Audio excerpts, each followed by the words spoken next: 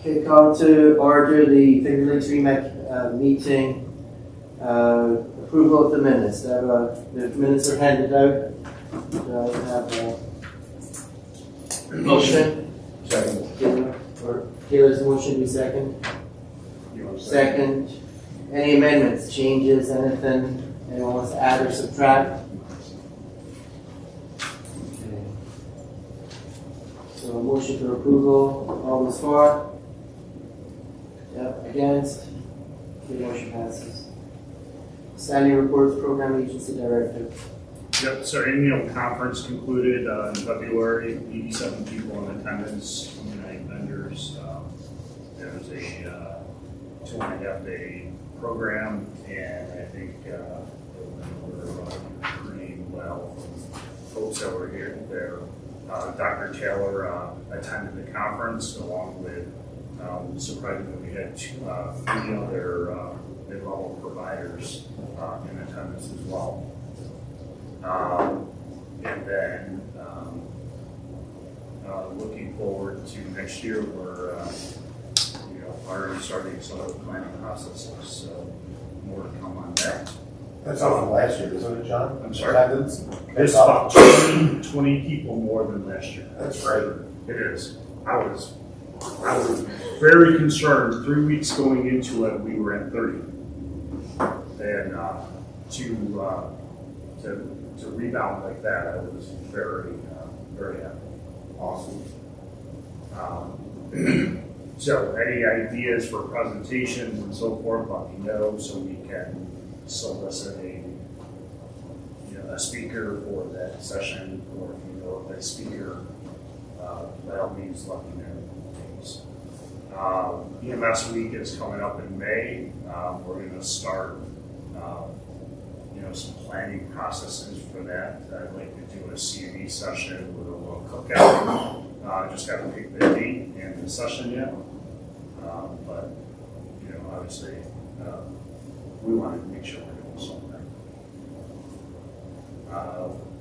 And then finally, I sent out the other day the Vital Signs Awards nomination forms. So if you know of a worthy provider, there's many different categories from emergency room physician to nurse to communication specialist to leadership and educators and so forth. So I'd like to be able to submit somebody for each of those categories.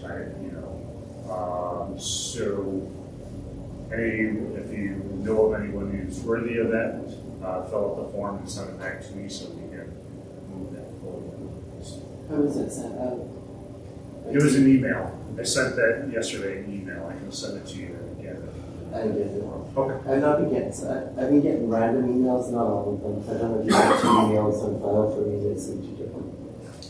Before you read, let's get Yeah. current, and then we can make sure the lists are all updated. And then we just did a training session up at Wayne County on newborn baby resuscitation, which appears to be a little bit of a gap in the course knowledge, and it's very well received. And we actually tested our providers before we did the training session, and there's definitely a lack of knowledge that we built. So I think from a regional standpoint, that would be a positive. And I know that Christ Hospital have an outreach group. They were happy to teach that as well.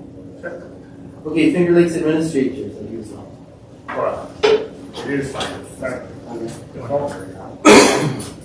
So we're working on, we have a couple of classes ongoing right now.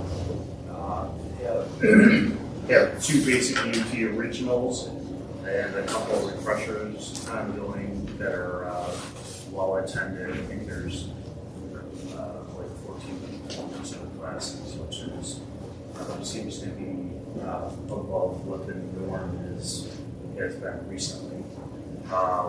And then we're looking at classes to offer for the summertime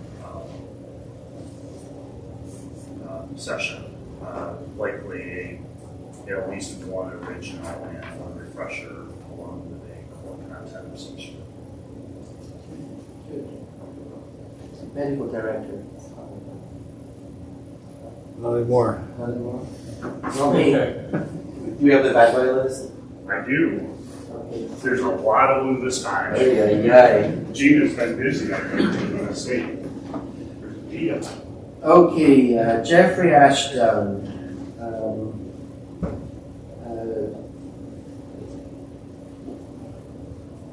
Surrender 3724 for violations of 10,850. Lee Cusino from Staten Island, suspended 1 year, stayed on probation for 3, civil penalty of 2,000, 1,000 stayed. Stephanie Lugo from the Bronx, New York, revoked 8/17/22. Mackenzie Nickel from Baldwinsville, suspended for 3 years, suspension stayed after completion of a 3-year probation, civil penalty of 12,000, 10,000 stayed, violations of multiple parts of Part 800.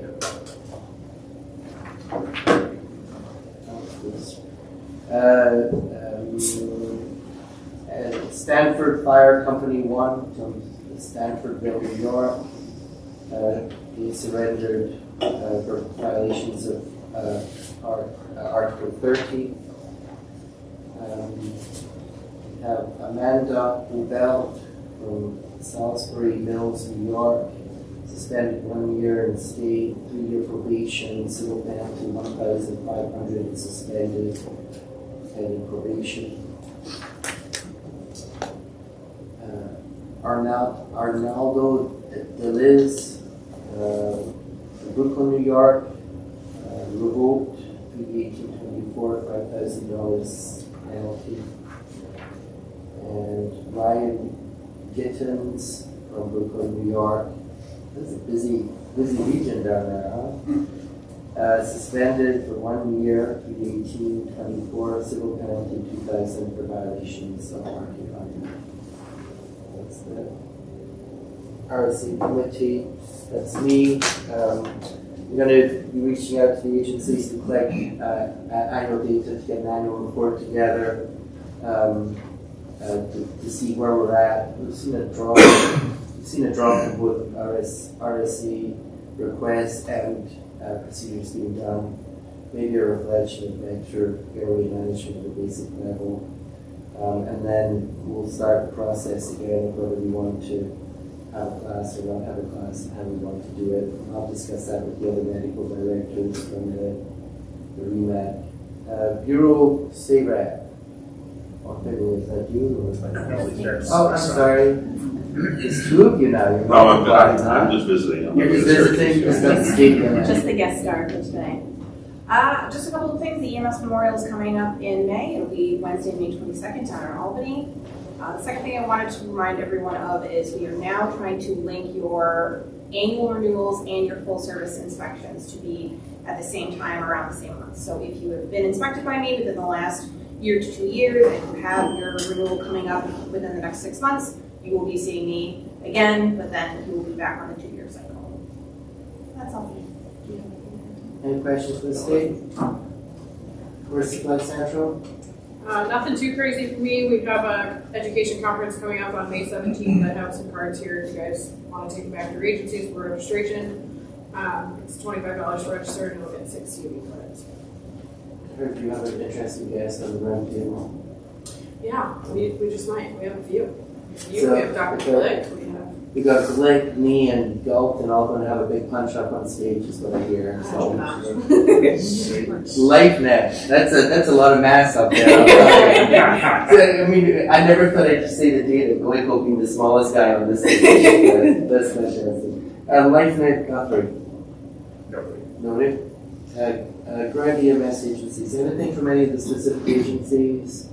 Finger Lakes? We got a couple things going on. We had a surprise ocean inspection. We did get a citation. We were also told that they will be visiting other EMS agencies, specifically because of the beard growth. And if you weren't fit tested within the last year and your employees are walking around with a beard and can't fit in your respiratory, you're gonna see a fine. Our original fine was $12,000 for that.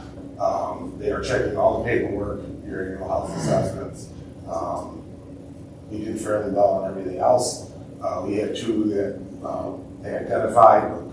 We went back, showed them our records, they were good with them after that. So we didn't receive any citations, just basically warnings. Just so a heads up, they are coming back around again. They did this about 10 years ago down in another county. So, and then the next thing is we have a lot of stuff going, requests for the eclipse coming up. A couple of our members did ask a question that I don't know about. They're worried about communication breakdown, cellular systems being overwhelmed, radio issues potentially. Does this region have a radio failure protocol so they can still do standing orders or above orders? Let me check. I think there is one, but it's going to go back a number of years. Back to check. Let me look into it for you. If you get that updated. I know. Some of the area hospitals have been in communication. They're instituting their command posts starting that up, and they've asked for patients with, they still want to be able to try to get some transfers out in the morning, but recognize that during that process, travel and everything is going to be very difficult. So we talked to Newark, we talked to Clifton and Geneva. We will not be doing any transfers from 8 a.m. that day to 8 p.m. that day. Unless it's cloudy and, business is slow again. We will do stats and criticals. Depending on traffic through the EOC through Ontario County, there might be a lot more requests for our medical services that day. Yeah, we'll have an extra aircraft on standby that day. Beautiful. So that's kind of where we're at as far as the eclipse stuff goes.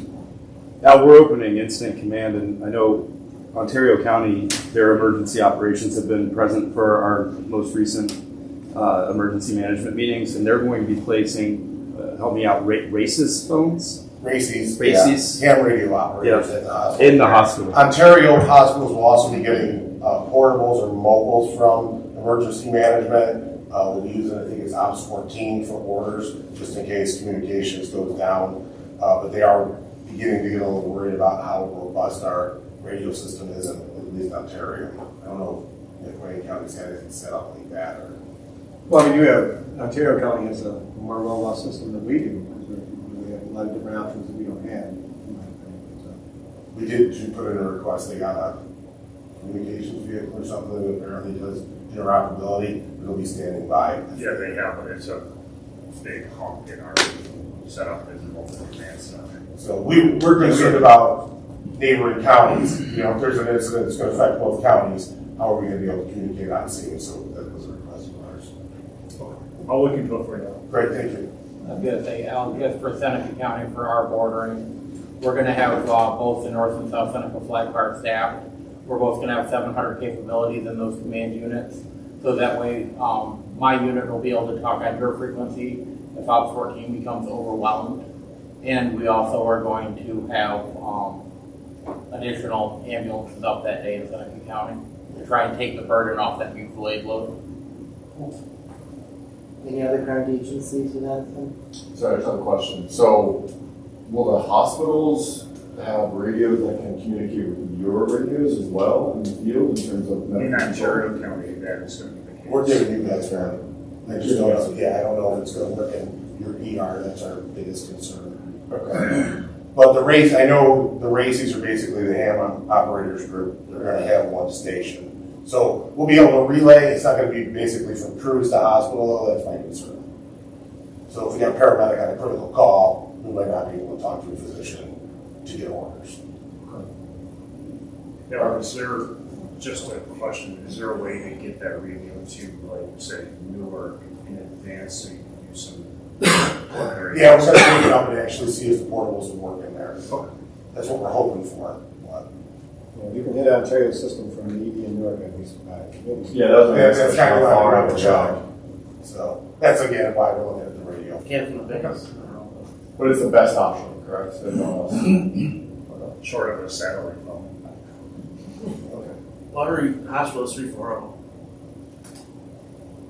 I'm not I know hospitals are required to have the radios. I'm not sure that they're banned or operable. I don't even have the telemetry capability anymore, do you? The hospitals? That one for done? I want to say they had to have 175 at the very least. Great opportunity to find all this stuff out. I believe the wording is you have to have the capability, you came up against this before, or you have to have the capability, but it doesn't need to work, you just have to have the capability. It's kind of like keeping the lock in the drug boxes. Yes, exactly. Thompson Health, Matt, I think it's okay. Not really a report, an introduction, just tonight. Director of Emergency Nursing at Thompson, probably had a hold of this guy who come here. And I guess the second part would be a request. Our helipad is often used to do a direct ALS to air resource swap. And we've had a couple of episodes now where the patient decompensated or essentially were not stable enough to get into the helicopter, and they ended up in our ED, essentially a level 1 trauma without really any alert. So if you could just give us a heads up before a call that this is going to be taking place, but we don't need you, but just so you know what's up. You know, when I was in New York, we had the same issue, and they always called to tell us they were using the pad, and it was always kind of like a soft standby in the ER just in case. And there was a couple of times they came in, but we also, just the other component to it is, we also arranged with Strong, if there was a trauma that we had to say intubate or something, and the helicopter was there and they got intubated and they were ready to go. They went back on the helicopter and they were pre-authorized MTAL acceptance. So it was kind of a one line. I intubated the patient. Patient's going direct to trauma center, and they came in, got intubated, went out again. Obviously. Clifton Springs.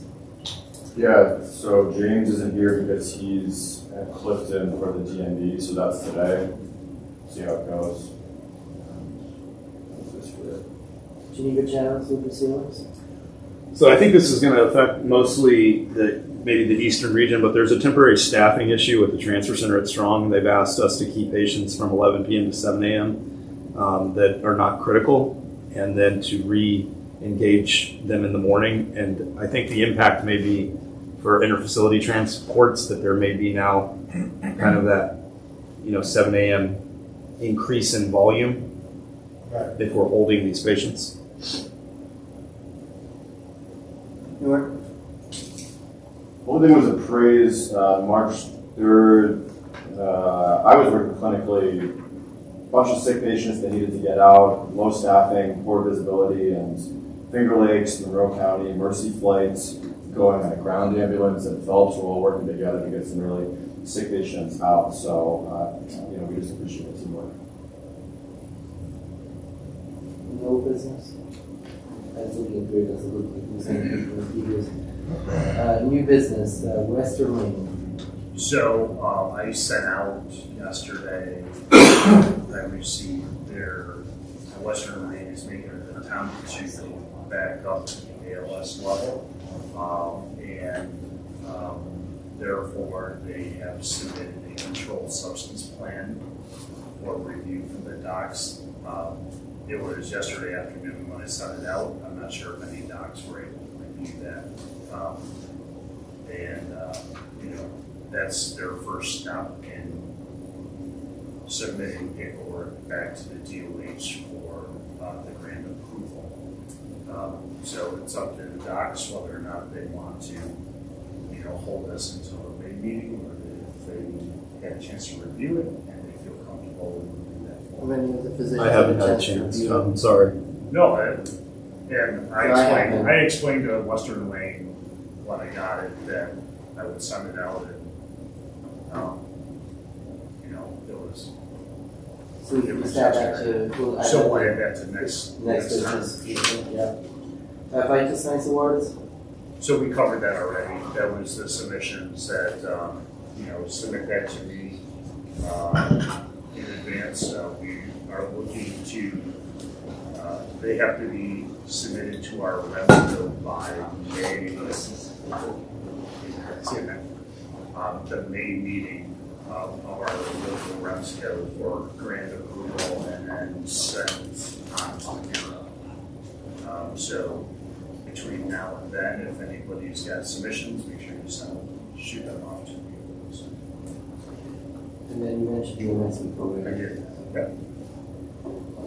The only question that I have for the position is that there's been a little bit of a transition of physician leadership in REMAC. I think it bring up the question if Tuesday at 9 o'clock is an appropriate time for meetings. I know that most of the REMACs are now meeting in the afternoon or late, between 3 o'clock and 6 o'clock, depending on where you are. A lot of them are doing it by Zoom for participation. I know that sticking something at 9 o'clock on a Tuesday's just a busy day administratively. So I didn't know if anyone had any particular feelings about that or just So that date and time was set by the previous grant group of physicians. So if that needs to be changed, it's as simple as we need to determine that and then post that well in advance, so that, because it is considered an open meeting, and we have to follow the open meeting laws. What are your thoughts on it? I'm flexible. You're flexible. Now you're a man of leisure, right? So Not really. I mean, it would depend. Obviously, my calendar fills up. I mean, one of the issues with Tuesday is that this Tuesday coincides with the Wayne County EMS, what do they call it? Board of Supervisors. The Board of Supervisors That's meeting just when we're developing. So it's basically every REMAC meeting Wayne County has to split resources, and now that the little step down, we've got fewer resources to split. So will we put it out to a discussion by email and currently keep the May 21st meeting in place? Sounds good. I would, let's do a poll Yeah. and solicit the physicians. Okay. And, whatever the consensus is, I'm happy to make those adjustments. Thank you.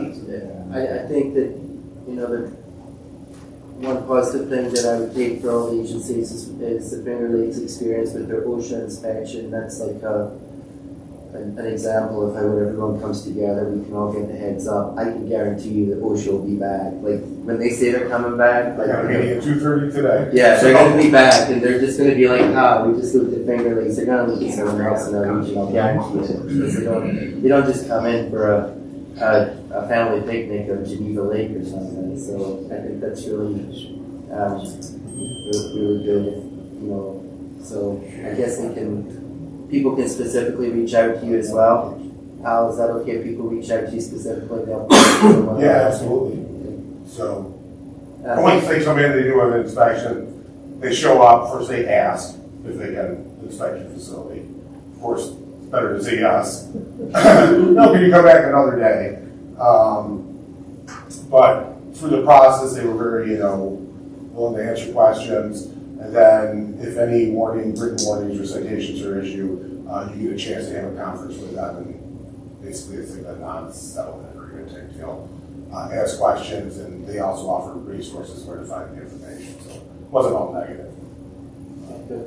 Just expensive. Any other business? Yeah. Yes, sir. Requesting approval of REMAC for Brian Moore to be cleared as RSI. Oh, He's a LifeNet paramedic in Flanders. I apologize. I mentioned that to me. It's okay. So it's just an approval for someone that was on flight with a letter of approval from the LifeNet medical director being put forward by Ken Dagwell, which is an approved RSI agency. That would be a committee motion from the RSI committee, and we traditionally always approve these people. So all those, any discussion? So they've already been trained in. It's an RSI. They already have RSI training by LifeNet. It's a medic actively doing RSI. It's just to take it for granted because the REMAC has the approval. Motion. Okay. I don't even need a motion, Zach, because it's a committee motion. So all those for? Aye. Again? That's it, we're good. I'll take a motion for adjournment. So moved. I'll second. Any objection? No.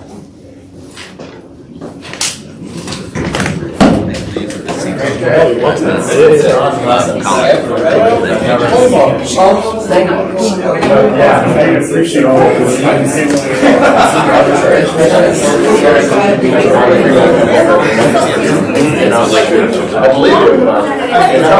Today,